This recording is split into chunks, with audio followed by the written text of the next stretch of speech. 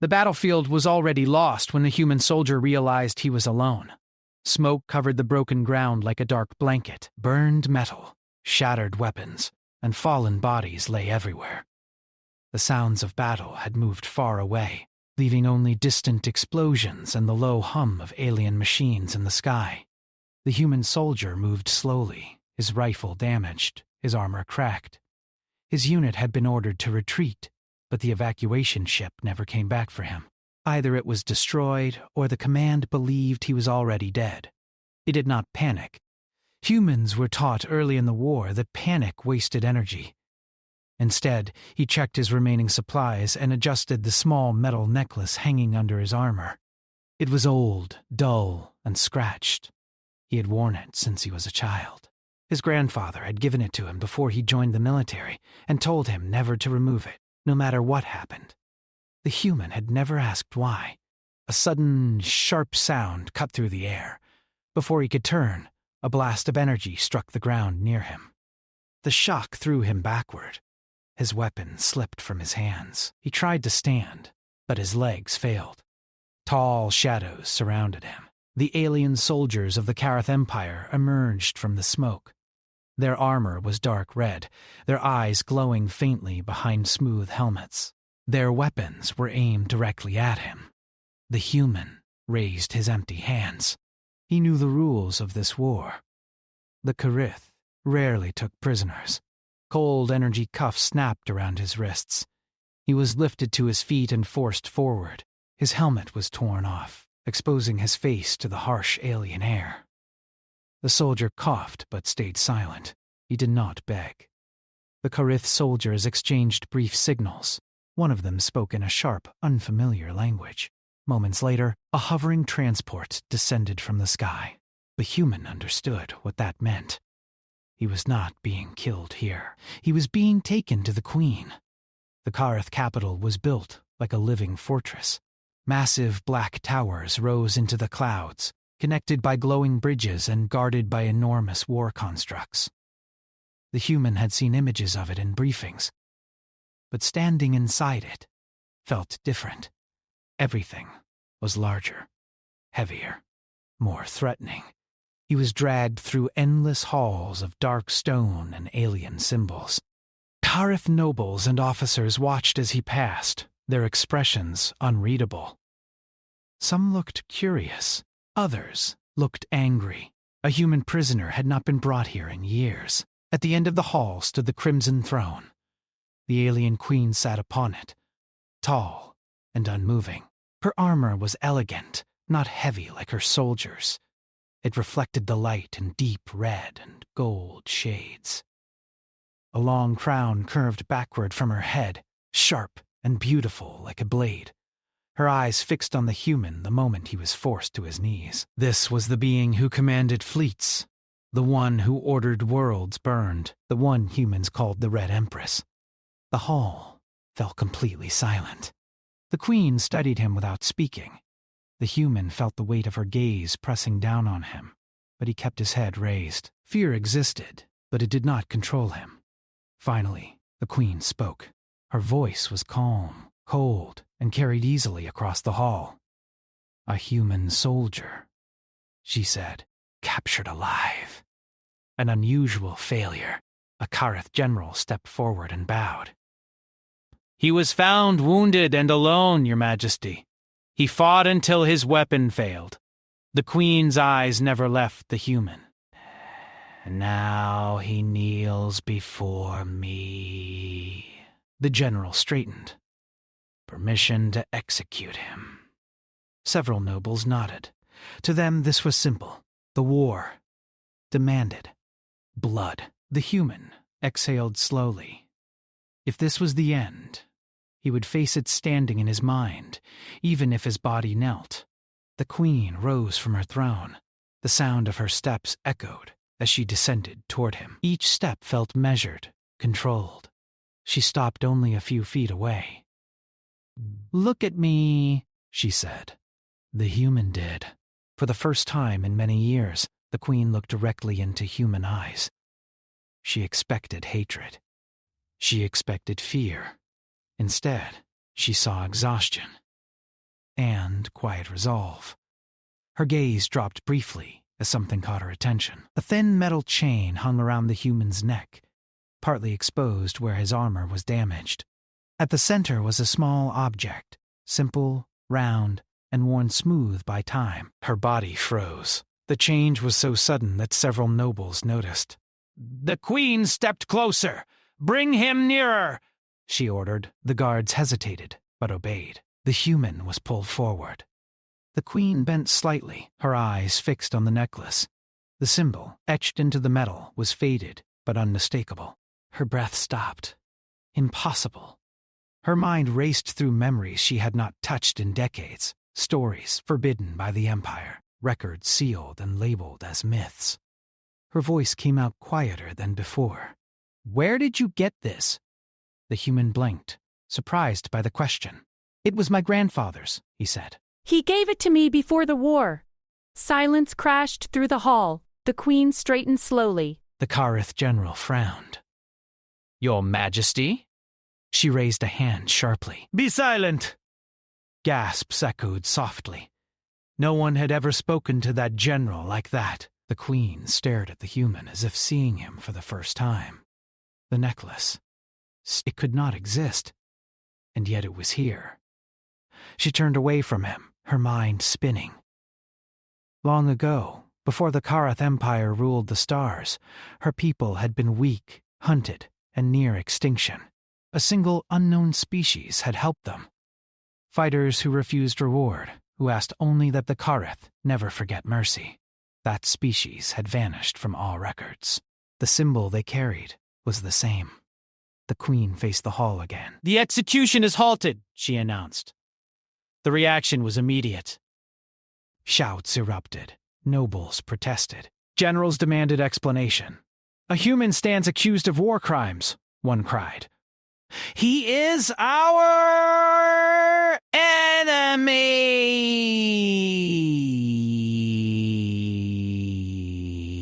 The queen's voice cut through them like steel. "I have spoken." The hall fell silent once more. She turned to the guards. "Take him to a secure cell. He is not to be harmed." The general stepped forward, confused and angry.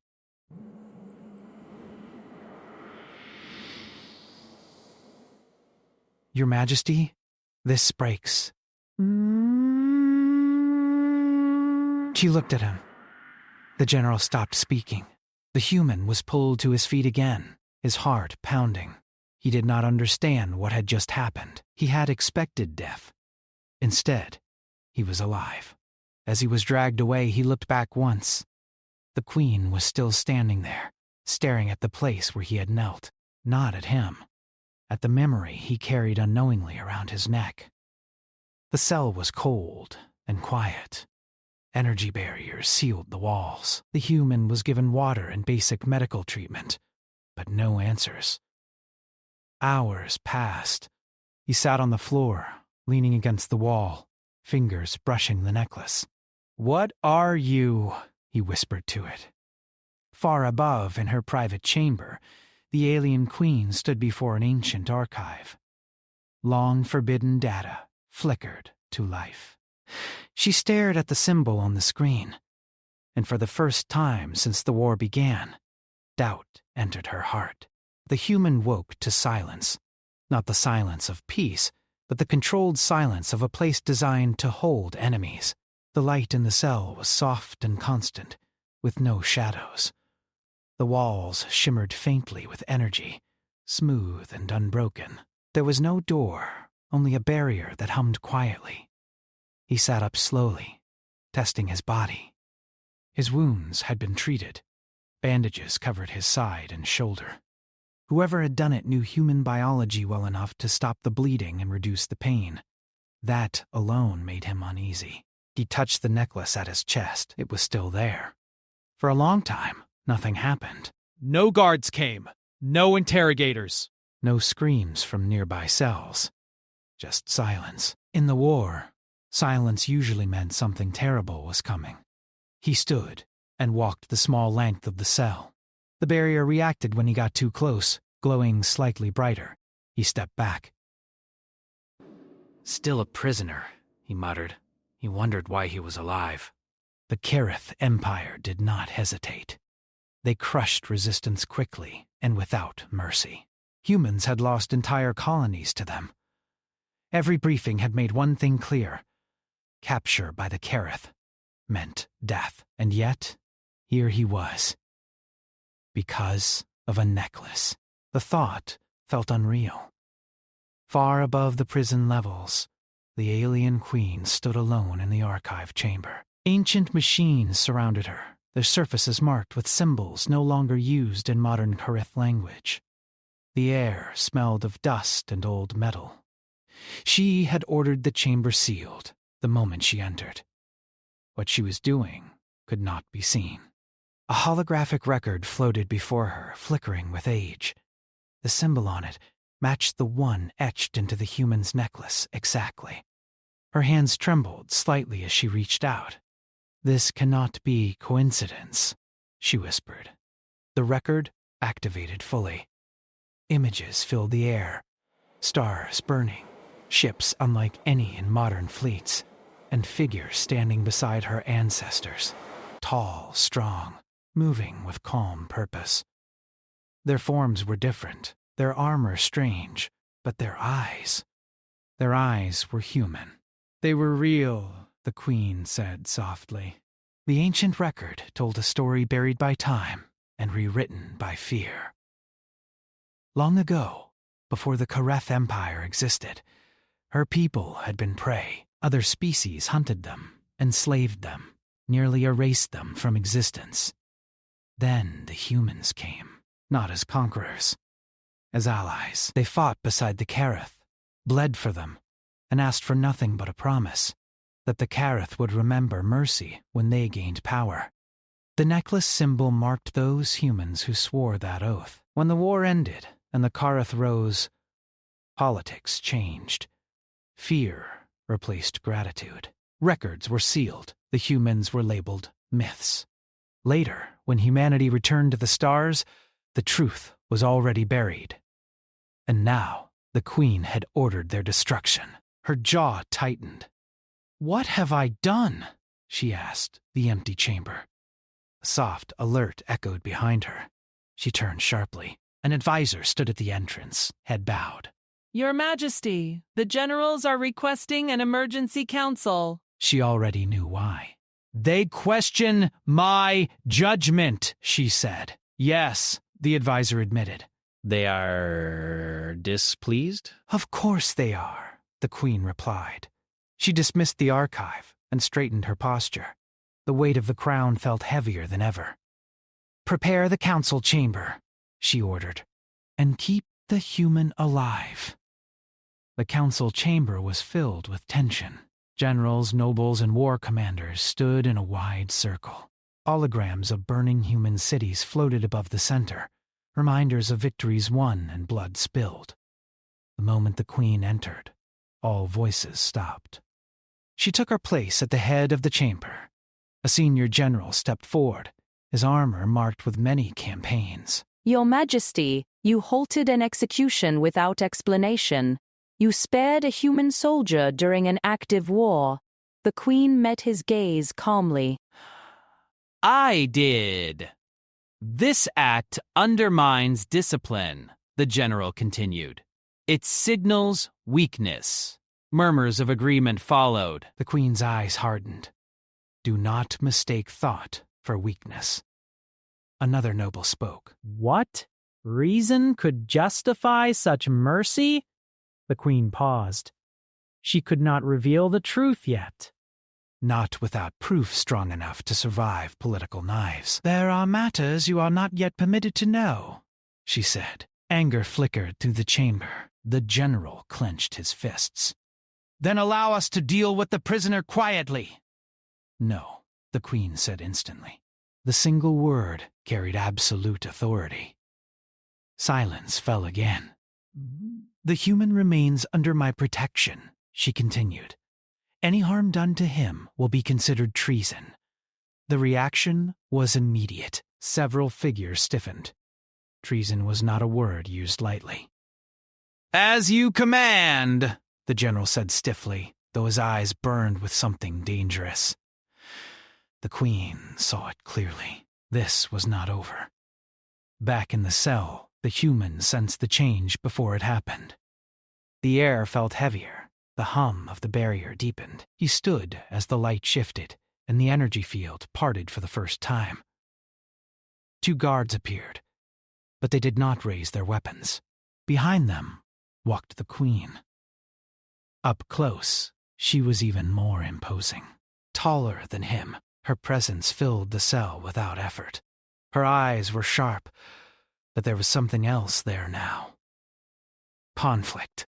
The guards stepped aside and remained outside the barrier. The Queen entered alone. The barrier sealed behind her. The human straightened despite the pain. "If you're here to kill me," he said calmly, "I'd rather stand." The Queen studied him for a long moment. "You are not to be executed," she said. "Why?" he asked. She gestured toward his chest. "Your necklace." He looked down. "I don't understand." "I know," she replied. "That is why you still live." She stepped closer, slowly, as if approaching something fragile. "Your ancestor stood beside my people when no one else would," she said. "He wore that symbol as a promise." The human's mind struggled to process the words. "That's impossible. Humans didn't even know about your species until this war." The Queen nodded slightly. "Because we erased the truth." Honesty shocked him more than any threat. "You're saying humans helped you," he said. "And then you forgot." "Yes. And now you're at war with us," he finished quietly. "Yes." Silence stretched between them. The human laughed once, bitter and short. Figures. The Queen watched his reaction carefully. "You are angry." "I should be dead," he replied. "So should a lot of people I knew." Her jaw tightened. "I am aware." She looked at the necklace again. "What do you know of your grandfather?" "He was a soldier," the human said. "He didn't talk much about it. Just said some promises don't expire." The Queen closed her eyes briefly. The words matched the ancient oath exactly. Outside the cell, unseen by either of them, shadows moved. In the lower levels of the palace, a group of generals gathered in secret. Their voices were low, their expressions grim. "The Queen hesitates," one said. "That human has compromised her. She protects him," another growled. "This cannot continue. The war is nearly won," a third added. "We cannot allow ancient myths to weaken us now." A decision formed between them. If the Queen would not act, they would. Back in the cell, the Queen stepped away from the human. "You are not safe," she said quietly, "even here." He met her gaze. "Neither are you." For the first time, the Queen allowed herself a thin, humorless smile. "You understand more than you should," she said. "I've been a soldier long enough," he replied. "When people stop shouting, they start planning." Their eyes met. An unspoken truth passed between them. The war outside was nothing compared to what was coming inside the palace. And the necklace, silent and worn, rested between them. An old promise waiting to be tested again. The warning came sooner than either of them expected. The human felt it first. A deep vibration passed through the floor, so faint that most would miss it. Years of fighting had trained his senses. He stiffened and looked toward the sealed barrier. "That wasn't normal," he said. The alien Queen turned slightly, her expression sharpening. She felt it too now. A disruption in the palace's controlled energy flow. Something had changed. Before she could speak, the lights dimmed for half a second.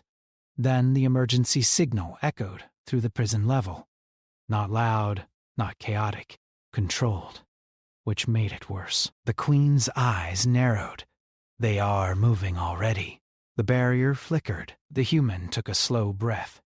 Your generals? Yes, she replied. The ones who believe power excuses forgetting. She tapped a small device on her wrist. No response came back. Her connection to the palace network had been restricted. A coup, he realized. Not against the throne alone, against the truth. The barrier deactivated suddenly. Not gently. It collapsed in a sharp burst of light, throwing sparks across the floor. 3 Kareth soldiers stepped in, weapons raised. Their armor markings were different from the guards outside. These were not palace protectors. These were execution units. By order of the High Command, the lead soldier said, the human prisoner is to be terminated immediately. The queen stepped forward, placing herself between them and the human. You will stand down, she said, her voice cold and absolute. The soldiers hesitated, but only for a moment. Our orders override yours, Your Majesty, the soldier replied. For the survival of the Empire, the human's heart sank. And he had known it would come to this. The queen's eyes burned. You commit treason. For a future without weakness, the soldier said. The weapon began to charge. The human moved without thinking. He grabbed a loose metal panel from the wall and slammed it into the nearest soldier's weapon, knocking it aside just as it fired. Energy scorched the wall instead of his chest. The queen reacted instantly. Her arm snapped out, releasing a compact blade of light from her wrist. She struck with precision, disabling one soldier before he could recover. The cell exploded into motion. The human ducked, rolling across the floor as a second blast passed where his head had been. Pain flared in his wounded side, but he ignored it. He slammed into the legs of another soldier, taking them down hard. They were stronger than him, faster, but they were not expecting resistance. The queen fought like a storm given form. Every movement was controlled, efficient, deadly, but not lethal. She disabled joints, shattered weapons, and dropped enemies without killing them. She was sending a message. Within seconds, the 3 soldiers lay motionless. Silence returned, broken only by the human's heavy breathing. The queen deactivated her blade and looked at him. You should have stayed back, she said. He grimaced, pressing a hand to his side. I'm bad at that. For a brief moment, something like respect passed through her eyes. Then the palace alarms changed tone. This time, there was no mistaking it. The palace was under internal attack. They've begun openly, the queen said. We no longer have time. She tapped her wrist again, forcing a direct channel. This is the queen, she said sharply. All loyal units report, Static answered. Then a voice broke through, strained, breathless. Your Majesty, lower levels compromised. Civilian quarters under threat. The human looked up sharply. They're attacking their own people? They will justify it later, the queen replied grimly. Power always does. She turned to him. You must leave. You're joking. This palace will become a battlefield, she said. They want you dead. If they succeed, the truth dies with you. He shook his head. I don't even know the full truth. You carry enough, she said, glancing at the necklace, and you remind my people of something they fear. She activated a hidden panel. A narrow passage opened behind her. This will take you to an evacuation route, she said. From there, you may be able to escape the capital. The human didn't move. And what about you? He asked. I will face my generals, she said simply. Alone? He said. I am the queen. He stepped closer, ignoring the pain screaming through his body. You said civilians are under threat. Yes. She studied him, truly studied him. You owe us nothing, she said. Maybe, he replied. But my grandfather believed promises matter. even forgotten ones. Another explosion shook the palace. Screams echoed faintly through the walls. The queen clenched her jaw. "You are injured," she said. "You will slow me down. Then I'll have to keep up," he replied. For a long moment, she said nothing. Then she nodded once. "Stay close," she said, "and do exactly as I say." They moved through the passage quickly. The halls beyond were chaos. Smoke filled the air. Emergency lights flashed. Loyal guards clashed with rebel units, energy fire lighting the walls. The human had no weapon, but he stayed behind the queen, watching angles, warning her of threats she could not see. Left! He shouted once. She turned and struck just in time. They reached a civilian sector. Panic ruled here. Kareth families fled in all directions. Some froze in fear when they saw the queen. Others shouted in confusion. A rebel unit advanced, weapons raised. The human stepped forward without thinking. "Get down!" he yelled, spreading his arms wide. It was a foolish move. Brave, stupid. The rebels fired. The queen reacted instantly, throwing up a shield that barely formed in time. The energy slammed into it, shattering the floor beneath them. The human was thrown backward. Pain exploded through his body. He hit the ground hard and didn't move. "Human!" the queen shouted. She cut down the attackers in a blur of motion, then rushed to his side. His breathing was shallow. Blood stained his bandages. He smiled weakly. "Guess I didn't. Keep up." Her hands shook as she stabilized him. "You are reckless beyond reason." He coughed softly. "That's kind of our thing." Around them, civilians stared. A human, wounded, standing between them and death. Whispers spread. "He protected us. Why? Isn't he the enemy?" The queen looked up at her people, and she made a decision. She stood and activated her crown's broadcast. "People of Kareth," her voice echoed through every hall. "You are being lied to." The rebels froze. The civilians listened. "This human," she continued, placing a hand on his shoulder, "is not our enemy. His kind once saved us when we were weak. We erased that truth. We chose fear instead." Shock rippled through the crowd. "The ones attacking you now do so to protect their power," she said, "not your lives." The human struggled to sit up. She supported him. Energy fire erupted at the far end of the hall. The generals had arrived. The lead general stepped forward, fury blazing in his eyes. "You disgrace the throne!" he roared. "No," the queen replied calmly. "You disgrace our history." The general raised his weapon toward the human. Before he could fire, several civilians moved. They stepped in front of the human, protecting him. The general froze. The moment shattered something deep in the palace. Loyalty shifted. Lines were drawn.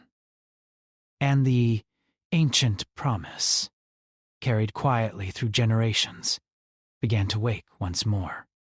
The hall felt smaller as the opposing sides faced each other. Civilians stood in front of the wounded human, their bodies tense but unmoving. Some shook with fear. Others lifted their chins, copying the calm they had seen from the stranger who had protected them moments before. The general's weapon remained raised, but his finger did not fire. "You would shield an enemy?" he demanded. A Kareth woman stepped forward, her voice trembling but firm. "He shielded us first!" Murmurs spread through the crowd. Fear did not disappear, but it changed shape. It became resolve. The queen stepped fully beside the human, her posture tall and unyielding. "Stand down!" she ordered again. "This ends now!" The general laughed, sharp and bitter. "You've lost control, Your Majesty. The palace is nearly ours." "Then you misunderstand what power is," the queen replied. Behind the general, more rebel soldiers arrived, forming a solid line. Weapons charged. The air hummed with danger. The human pushed himself upright with effort. Pain blurred his vision, but he forced it back. He looked at the Queen. "If this goes bad," he said quietly, "you should get them out." She did not look away from the general. "I will not abandon my people." "That wasn't what I meant," he said. "I meant me." Her jaw tightened. The general noticed the exchange and smiled thinly. "Touching," he said, "but unnecessary." He raised his weapon again. A loud boom echoed through the hall. Not a weapon. A door, heavy armored gates at the far end burst open, smoke pouring in. Loyal palace guards stormed through, clashing immediately with rebel units. Energy fire lit the ceiling.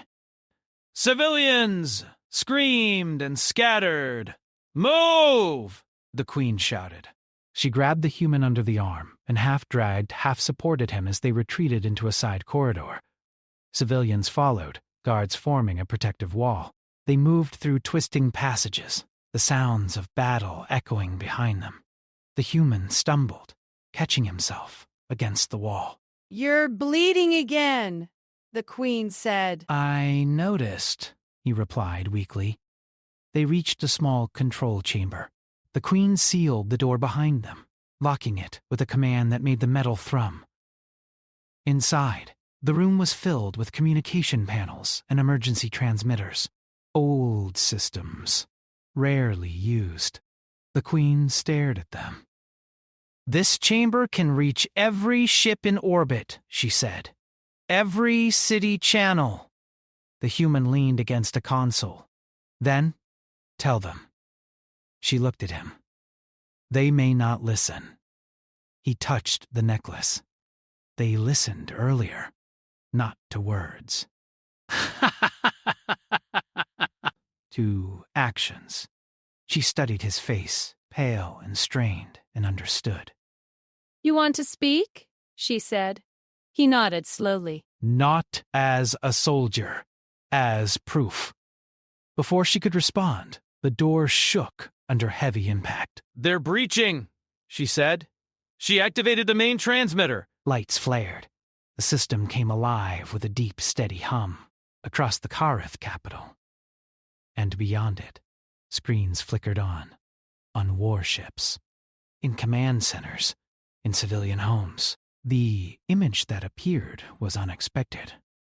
Not the Queen alone, but the Queen standing beside a wounded human, his arm around her shoulder to keep himself upright. Gasps echoed across the Empire.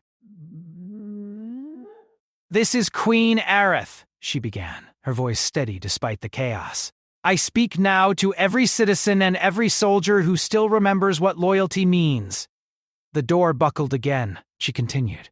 "You have been told. Humans are our enemies." That they are cruel, unworthy, and dangerous.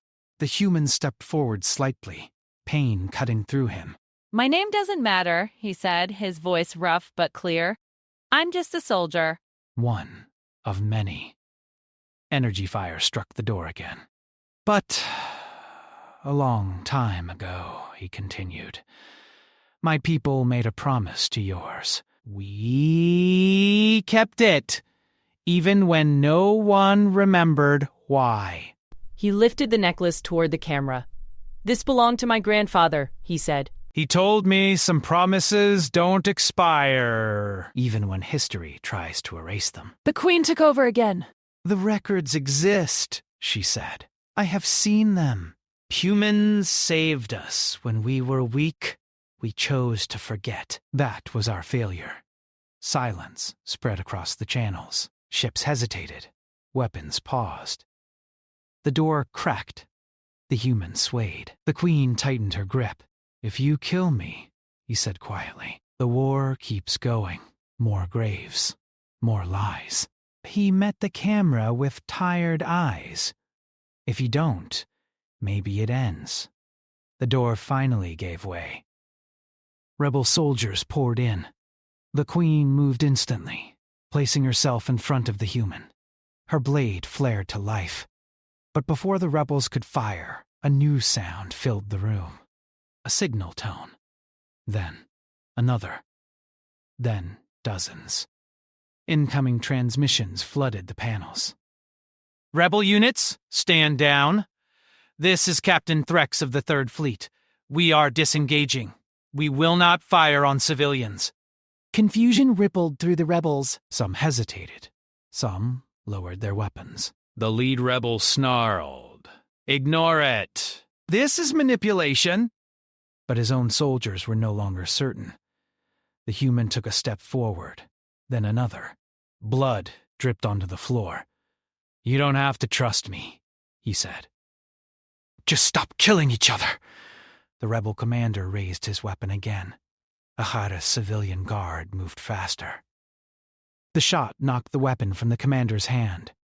The room froze. The commander stared in disbelief.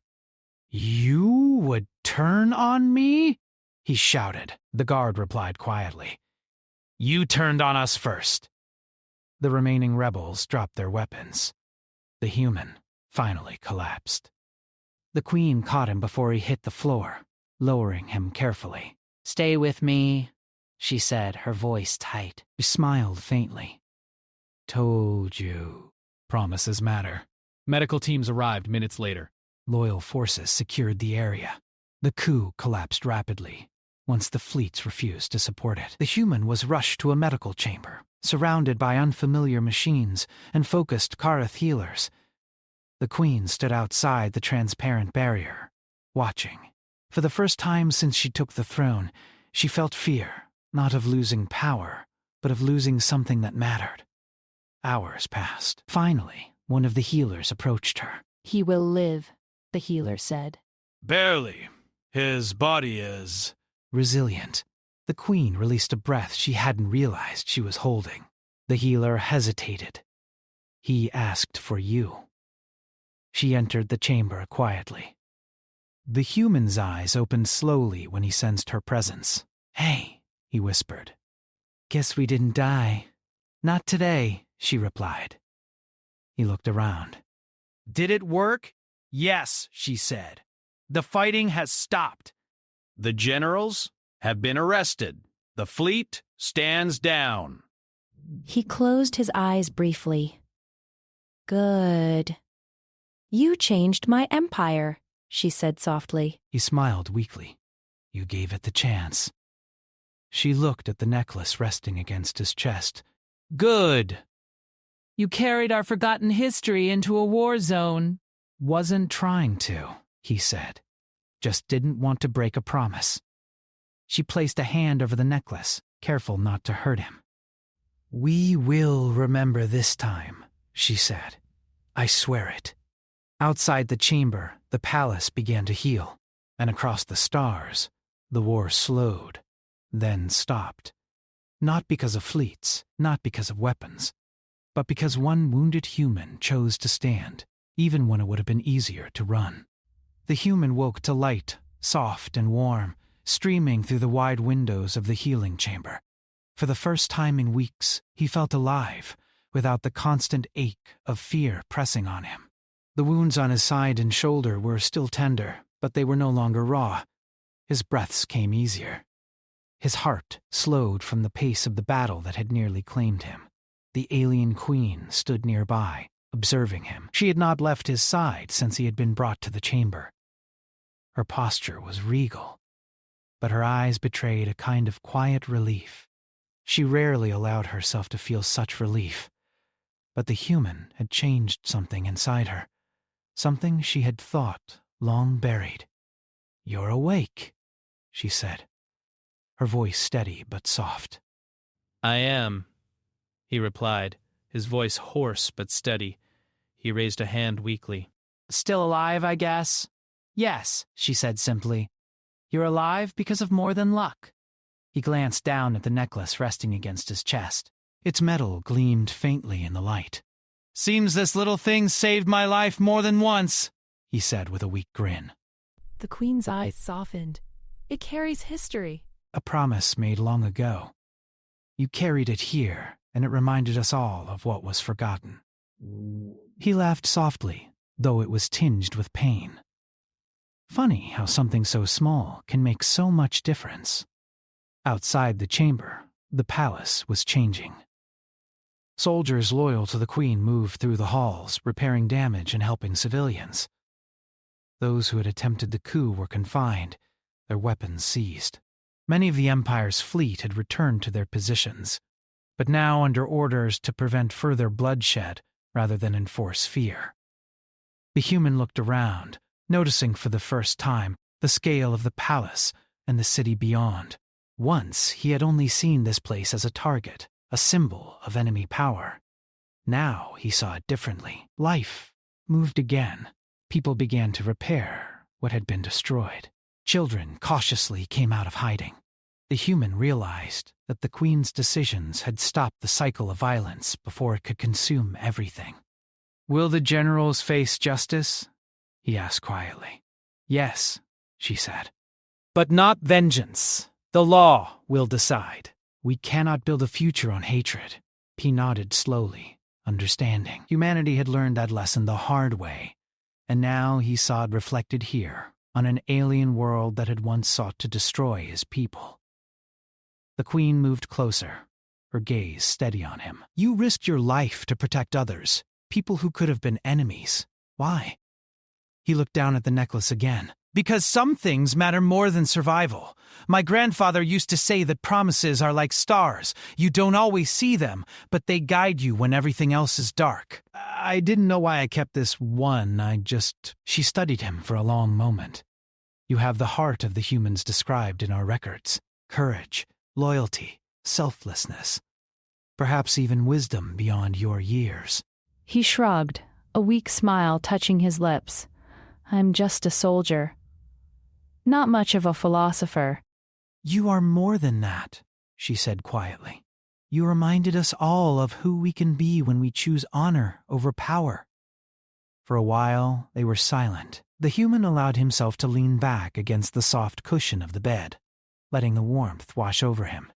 He thought about the battles, the fear, the narrow escapes, and the faces of those he had sworn to protect. Somehow, he had survived, and now the war itself had paused, not because of weapons, but because one soldier's actions had reminded an empire of its forgotten past. Hours later, he was allowed to stand. Weak but determined, he followed the Queen through the palace. The halls were quiet now, filled with the aftermath of battle, but not with chaos. Civilians moved carefully, rebuilding, helping one another. Soldiers cleaned weapons, repaired walls, and tended to the wounded. The human could see the difference clearly. The Queen had not only survived the coup, but had changed the course of her people. In the central plaza, he saw the first public signs of reconciliation. Humans and Kareth soldiers, once enemies, stood together as engineers and civilians worked side by side to restore damaged structures. The human felt a strange mix of awe and hope. The memory of bloodshed was still fresh, but the possibility of peace felt real for the first time. The Queen stood beside him as they observed the scene. "Do you see?" she asked. "I do," he replied. "It's different now, yes," she said. "Because one life, guided by a simple truth, can change the course of many. Your life reminded my people of what they forgot long ago." "Ah." He looked at her then, his tired eyes meeting hers. "Why me? Why choose to protect me when others wanted me dead?" She hesitated. "Because of what you carried. Because even wounded and alone, you acted as humans once acted long ago. For the right reason, not for victory or fear." He smiled faintly, pain still cutting through his side. "Guess it pays to keep promises, even when you don't understand them." She nodded, her expression softening. It does. More than you know. Days passed and the human slowly regained strength. The palace healed around him, but more importantly, the people healed too. The story of the human soldier who had carried the forgotten promise spread through the empire. Whispers became stories, and stories became lessons. Even those who had once fought for the coup began to question their choices, reminded that power without conscience leads only to destruction. The queen often visited him, checking his recovery, and together they walked the palace gardens, once wilted by neglect and war, now returning to life. She explained her plans for the empire, her efforts to restore truth and honor to her people. And in each discussion, the human offered insight, not as a commander, but as a witness. Someone who had seen the cost of war, the value of courage, and the enduring strength of a simple promise. One evening, as the twin moons rose over the horizon, casting silver light across the palace, the humans stood beside the queen on a balcony. The city stretched below them, alive with movement and light, a testament to recovery and hope. "I never thought I'd see something like this," he said quietly. "Neither did I," she replied. "Yet here it is. Peace, fragile, but real." He looked down at his necklace. "It's strange, isn't it? Something so small held so much weight." She smiled softly. Small things often carry the greatest truths. He laughed lightly. "I guess humans aren't the only ones learning old lessons." The queen regarded him thoughtfully. "Perhaps not. But she reminded us all of what is possible." The human took a deep breath, feeling the weight of everything they had survived, and the possibility of what they could achieve. He realized that survival had never been the goal. The goal had always been to protect, to stand for what is right, and to remind others that, even in darkness, a simple truth can light the way. The necklace pressed against his chest as he looked at her. He understood now that it was never just a piece of metal. It was a symbol of hope, of trust, and of courage passed through generations. It had survived war, neglect, and death, and now it had changed the course of an entire empire. The queen placed a hand gently on his shoulder. "You will return home soon," she said. "But know this. Your people, your actions, and this promise will be remembered here forever." He nodded slowly. "I never imagined that a human soldier could make this much difference." "You did," she said simply. "And perhaps that is the meaning of what we call human courage." The city below them was alive with lights, laughter, and movement. The future was uncertain, yes, but now it was a future where humans and Karth could stand side by side. A future where promises kept across centuries were not forgotten. A future where courage, loyalty, and compassion could shape more than just one life. They could shape an empire. The human looked at the stars, feeling the cool wind on his face. Somewhere out there, countless other soldiers and families struggled. But he knew now that one life, guided by truth and honor, could ripple through the galaxy in ways no weapon ever could. The queen stood beside him, silent. Together, they watched the world awaken to possibility, knowing that even after centuries of war and forgetfulness, humans could remind the universe of what mattered most: courage, honor, and promises that endure. For the first time in a long time, the human smiled freely. The necklace at his chest gleamed faintly in the starlight, a small object carrying the weight of history, hope, and a future yet to be written. And somewhere deep in the galaxy, the promise that had been made so long ago finally came to life again, stronger than ever. The war had ended, but the story of courage and trust would live on, not just in history, but in every heart that chose to remember. The human soldier, wounded, brave, and unwavering, had changed the fate of an empire, proving once more that even one life could echo across the stars and inspire generations to come. He looked at the queen and said softly, "Guess we kept the promise after all." She smiled, the first truly gentle smile he had seen from her. "Yes," she said. "Yes, we did." And together they watched as the galaxy, still fragile, still dangerous, opened itself to the possibility of something better.